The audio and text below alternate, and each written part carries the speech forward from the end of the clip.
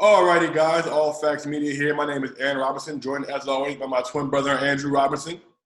And today we are here with the preseason first team All MAAC selection, Monmouth guard Deion Hammond. Deion, thanks for joining us today. No problem. Thanks for having me.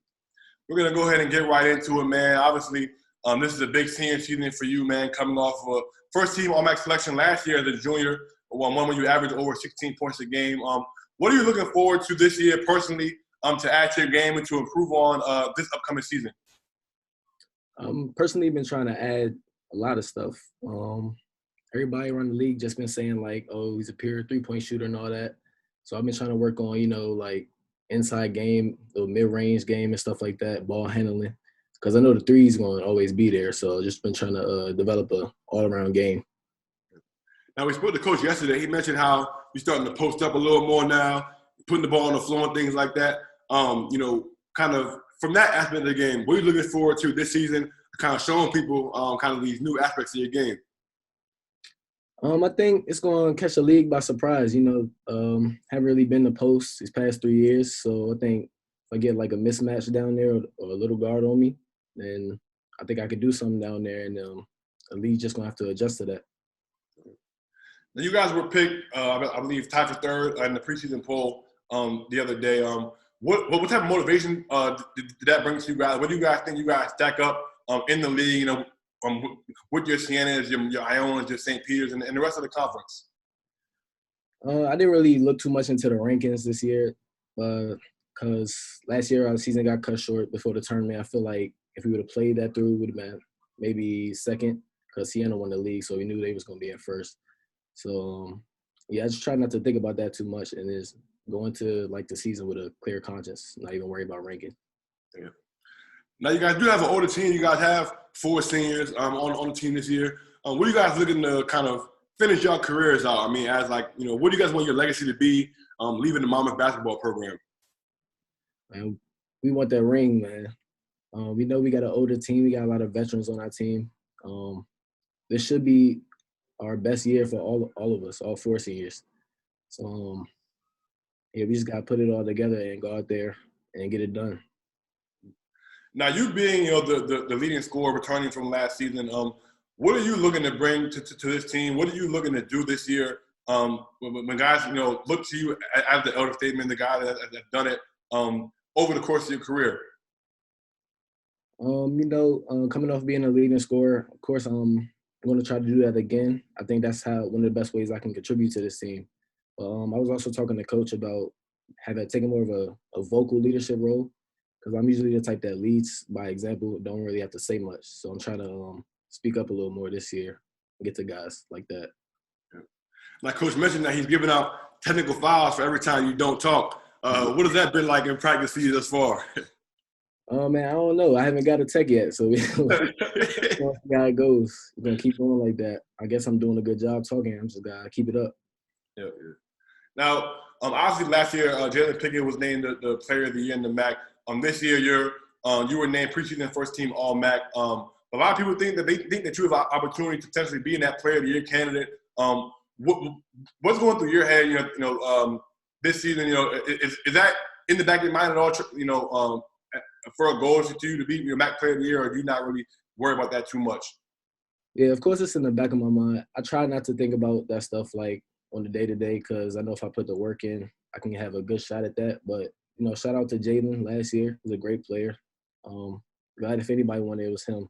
So this year I'm just trying to, do what I can do for my team, help us win. And if I happen to get the Player of the Year, then I'll be happy with that too. Yeah. Now, obviously, this year you guys are going to welcome Donald Tolley into the lineup, another Maryland guy. Thus far in practice, what has it been like playing with him, developing that chemistry? What do you think he can bring to your guys' backcourt this season? Yeah, Donovan, man, I played with him in high school, so our chemistry was already there, and he's been practicing since last year.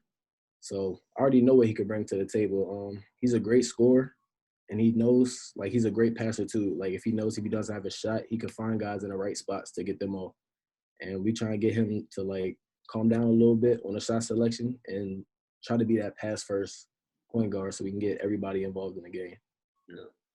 Now, obviously, you guys we could talking to King Rice yesterday, you and Donovan are going to be able to come home to Maryland and play against the Terps this year, hopefully, if the coronavirus allows it to happen. So, what will that game mean to you? What are you looking forward to that matchup with Maryland this season? Man, when I heard that we was gonna play them last year, it meant a lot to me. It still does, but last year we thinking we was gonna have all the fans and everything there. So my section was gonna be really deep in the arena. But now that we don't have fans and stuff, I mean, I still like that's a real hype game for me going back home to Maryland and showing everybody in the area like what I can do because I had the Maryland interest. They didn't really come through with it, so I just want to like have a chip on my shoulder when it comes to that stuff. Yes, sir. Yes, sir.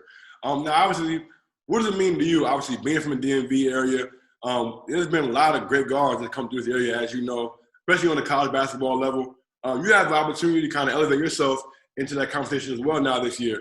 Kind of what does that mean to you, just being from the DMV and kind of being able to be mentioned with some of those names? Man, it feels good. I hope that my work is going to continue to pay off and continue me on that path to be one of those. KD just came out with that documentary, man. That gave me a lot of inspiration. I want to be one of those guys that come out of PG County and make it to the next level, the NBA, whether it be overseas, G League, anything like that. Now, obviously, right now we're going through a unprecedented time with the coronavirus, and there's plenty of protocols. You guys have been shut down twice already because of the coronavirus. So, what has that been like practicing, going through all these protocols for the past couple of months? It's been a little challenging, but it's been around for a long time now, so we kind of adjusted. But yeah, when we got shut down, it's like when we came back the first day, we picked up right where we left off. So it's like it didn't even have like that big of an effect as people around us thought it was going to have on us. Now, the season's right around the corner. You guys are going to be playing Hofstra, I believe, your first game. Do you feel like you guys are ready to play, ready to go? Or, I mean, haven't missed that much time. Do you feel like you guys are kind of a step behind? We haven't really had that much time to prepare and stuff, but we can't really think about that. I feel like it's the same for most people around the country, so we can't really complain about what we couldn't prepare for, and like we just got to go out and hoop. I feel like whoever tries the hardest and the team that's the most together should be able to get it done. Yeah. Now, what does it take on the schedule? Obviously, the MAAC recently changed the schedule to playing back-to-back games versus the same opponent at the same location. So you're gonna have 2 games versus at Iona, 2 games at Manhattan, as opposed to having them come to you and you go to them later on in the year. What's your take on that with the MAAC switching into that model? Man, honestly, I haven't really looked at the schedule like that, but I was told a little something about that, and I really thought about it like that. I'm the type to just go and play. So it's like it doesn't matter to me where we at. We could be here at home or over there. So it doesn't really matter to me. Now, obviously, there's been a lot of great guards that come through Monmouth. The Justin Robinsons, Micah Seaborns. You have a chance to break the all-time three-point record this season and kind of put your name up in the Monmouth history books. Kind of what does that mean to you? Obviously, to be mentioned with some of those great guards in Monmouth, and kind of what are your goals for yourself as far as the legacy that you want to leave when you're done playing at Monmouth? Yeah, it's great to be mentioned in the ranks of those guys. I played with Mike. I didn't get to play with Justin. It means a lot that I'm about to break the all-time three-point record. And honestly, I'm going for the all-time scoring record too. So the season getting cut short and stuff. So I don't know how that's going to go. We just going to see. Now, obviously, you 4 seniors, you, Malik Martin, Marcus McClary, and George Pappas, have seen a lot over your 4 years. As a group, what are you guys just trying to do this last year? I mean, I know the obvious answer is to go to the NCAA tournament, but if you guys could leave a legacy, like how do you want you guys to remember you 4 at Monmouth when you guys are done? I've seen a lot of growth and maturity with me, Malik, George, and Marcus, our class. It's a lot of growth and maturity there. So I just think if we were going to be the group to like pull everybody together to have one mission and put all egos aside to get our common goal accomplished, I think this would be the group to do it because we we had that experience for the past 3 years. Now, speaking to Coach Rice yesterday, he spoke very highly of you. He said that you're a guy that he believes could play in the NBA in a couple of years if you continue to develop your game and grow. What does it mean to kind of have a coach that believes in you that much? And also, like, what are your personal goals as far as reaching that highest level of basketball in the NBA? Man, that feels great. Having a coaching staff like we do here. They cool. They work with you, and they would do absolutely anything for you to help you accomplish like your dreams and what you're pursuing in life. So I'm grateful for them. It's always been a goal of mine since I was like a kid in elementary school, watching everybody in the NBA on TV to get to that level. And for me, I'll take anything I can. Like, I'll get there like anyway. Like, I'll take going to the G League or going overseas for a couple of years, getting that development in, just to try to make it back over to the NBA. Like, I'll do the necessary to fulfill my dream, my goal.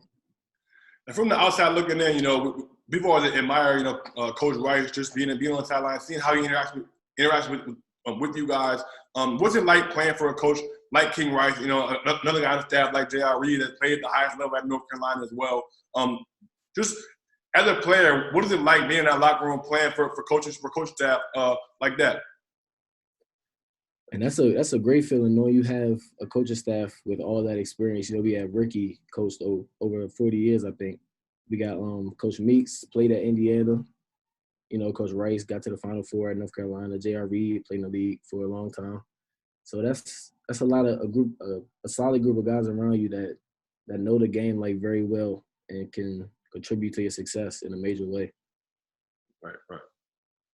Now, what would you say your outlook is as far as this year, just with the pandemic, obviously coronavirus?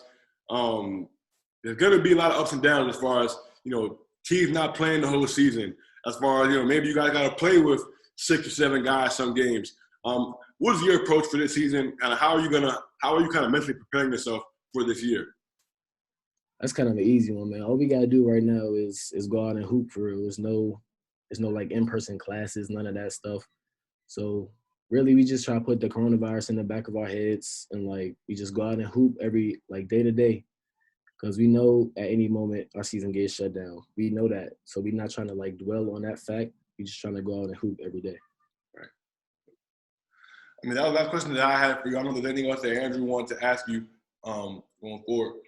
Nah, man, I think that's it, man. Definitely thank you, man, for coming on, man. Appreciate you, man. Obviously, being from DMV, man, you've always been somebody that we've been rooting for as well, So we wish you the best of luck. Obviously, at Monmouth, man, in your senior season, we'll definitely be rooting for you from afar, bro.